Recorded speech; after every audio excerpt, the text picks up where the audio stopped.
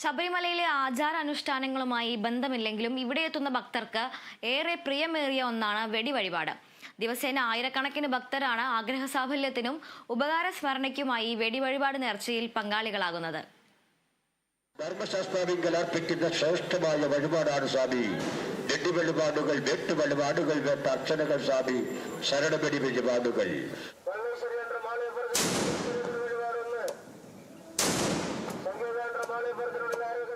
മാളികപ്പുറം, ബെയിലിപ്പാലം, വലിയ നടപ്പന്തൽ, fly over എന്നിവിടങ്ങളിലാണ് സന്നിധാനത്തെത്തുന്ന ഭക്തർക്ക് വെടിവഴിപാട് കഴിക്കാനുള്ള സൗകര്യമുള്ളത്. പണമടച്ച് മൈക്കിലൂടെ വിളിച്ചു പറഞ്ഞാൽ 600 മീറ്റർ അകലെ കൊപ്രക്കളത്തിന് സമീപം തയ്യാറാക്കിയ സ്ഥലത്ത് കതിനക്ക് തീ കൊളുത്തും. പൊട്ടിയോ ഇല്ലയോ എന്നറിയാൻ വഴിപാട് കൗണ്ടറിന് സമീപം വലിയ മോണിറ്ററും സ്ഥാപിച്ചിട്ടുണ്ട്.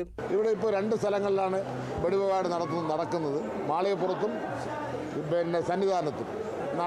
സന്നിധാനത്ത് നടപ്പന്തലിലും ഫ്ലൈ ഓവറിലും മാളികപ്പുറത്തും ബെയിലിപ്പാലത്തിനും എവിടെയുമാണ് ഇപ്പോൾ വെടിവഴിപാട് നടക്കുന്നത്.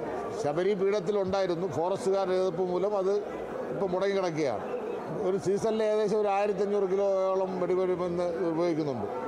കാര്യസാധ്യതയ്ക്കും ഉപകാര സ്മരണക്കുമായാണ് ശബരിമലയിലെത്തുന്ന ഭക്തർ വെടിവഴിപാട് നടത്തുന്നതെന്ന് കഴിഞ്ഞ 25 വർഷമായി പ്രവർത്തനം ഏറ്റെടുത്ത് നടത്തുന്ന തിരുവനന്തപുരം സ്വദേശി പവന സുധീർ പറഞ്ഞു. കഴിഞ്ഞ 25 വർഷമായി ശബരിമലയിലെ വെടിവഴിപാട് ഞാനാണ് നടത്തി വരുന്നത്. അതിൽ 2 വർഷം മുടങ്ങി.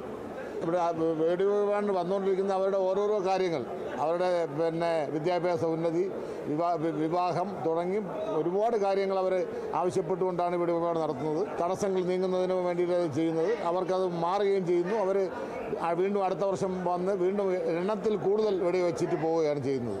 തിരുനട തുറന്നിരിക്കുന്ന മുഴുവൻ സമയത്തും വെടിവഴിപാട് കൗണ്ടർ പ്രവർത്തിക്കും. നേരത്തെ കരിമലയിലും ശരംകുത്തിയിലും വെടിവഴിപാടിന് സൗകര്യമുണ്ടായിരുന്നു.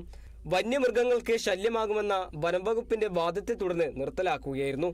2023 ജനുവരി 2-ന് മാളികപ്പുറം ക്ഷേത്രത്തിന് സമീപം വെടിപ്പുരയിലുണ്ടായ അപകടത്തിൽ 2 പേർ മരിക്കാനിടയായ സാഹചര്യത്തിൽ ശക്തമായ സുരക്ഷാ മാനദണ്ഡങ്ങൾ പാലിച്ചാണ് കരാർ നൽകിയത്. ഈ സീസണിൽ 1 ലക്ഷത്തിലധികം പേർ വെടിവഴിപാട് കഴിച്ചിട്ടുണ്ട്.